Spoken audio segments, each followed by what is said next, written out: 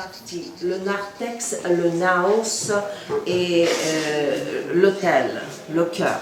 Nous sommes dans le narthex. Dans le narthex, c'est pour des gens qui ne sont pas des chrétiens, des juifs, des musulmans, de n'importe quel, des catholiques, sont chrétiens aussi, mais étaient considérés comme des hérétiques au moment du schisme. Tout à fait, oh oui, ils se sont anathamisés les deux, l'année 1054. Donc, et aussi des chrétiens orthodoxes qui ont péché. Le temps de se repentir, ils doivent rester dans le narthex. Tout ce que je vous dis, c'est du passé. Maintenant, franchement, on s'en fout de ce qu'on est. Puis, comme il y a des gens qui ne sont pas chrétiens, obligatoirement, ils doivent voir cette scène-là qu'on appelle la scène du jugement dernier. Ça, si vous avez fait le monde orthodoxe, vous n'allez pas être étonné de la voir partout. Elle est composée, il y a deux parties de la composition. Les deux parties de la composition sont unies par la figure de Jésus. Mais il est habillé comme un évêque, parce que c'est l'archi-évêque.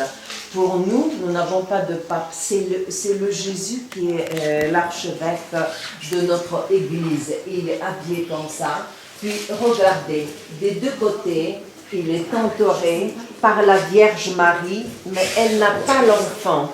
Quand elle n'est pas teinte avec l'enfant, ça veut dire qu'elle supplie Jésus, et elle est dans cette position-là. On appelle la position du deisis. La deisis, vous la voyez dans toutes les églises orthodoxes. Ça, c'est l'intersection Jésus, Marie et Saint Jean-Baptiste. Lui, il est sur le trône et il déjà juge. C'est le moment de l'Apocalypse. Bon, à côté, quand on voit des saints, ces saints-là, ils ne sont pas uniquement pour chanter des hymnes, être en béatitude, participent dans le jugement dernier. Rappelez-vous, un jour, je vous ai raconté dans le rite byzantin, qu'en Byzance, vous entrez, vous avez une audience avec l'empereur, vous le voyez assis sur le trône, et au-dessus de lui, c'est Jésus. Donc l'empereur, il est exactement dans la même posture. Dans le rite orthodoxe, tout est des mystères. Il y a beaucoup de mysticisme. Voyons, en bas, il y a un trône, vous voyez un trône avec une croix et avec l'évangile. Ce trône, il porte un nom qu'on appelle Étimasie. Vous n'avez pas besoin d'apprendre tout ça. C'est le trône qui a été préparé pour lui avant le commencement du temps. Il attend le deuxième avènement de Jésus.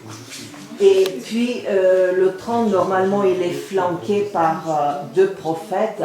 Puis, regardez la main de Dieu. Dans le rite orthodoxe, avant la domination ottomane, avant l'influence de l'Ouest, des fois je le dis de chez vous parce que c'est plus facile, c'est pas vexant, c'est inadmissible de voir présenter Dieu. J'en étais où? Voilà. C'est inadmissible de présenter Dieu comme un vieillard avec une barbe. Ça, c'est une influence de chez vous. Éventuellement, si on doit voir la présence de Dieu, ça c'est cette main-là qui descend, vous la voyez, et qui tient les vessies. Ça c'est la psychostasie, ou bien la pesée des âmes, que vous voyez en Égypte encore. La pesée des âmes, c'est pas quelque chose qu'on rencontre pour la première fois. Et il a les deux mondes qui se battent pour chaque âme. Vous voyez que ce sont des sorcières.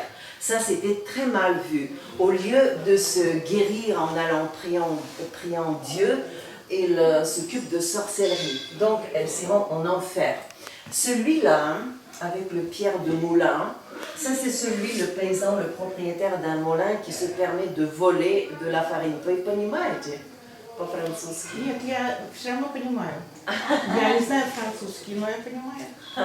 Vous voyez, la dame, elle est russe. Elle ne comprend pas du tout le français, mais j'ai dit... Si, non, elle ne comprend pas, mais je dis quand même je comprends. Sans comprendre, elle comprend quand même. Parce que si elle est orthodoxe, et quand je montre ça et ça, un peu bizarre. Hein? Voilà.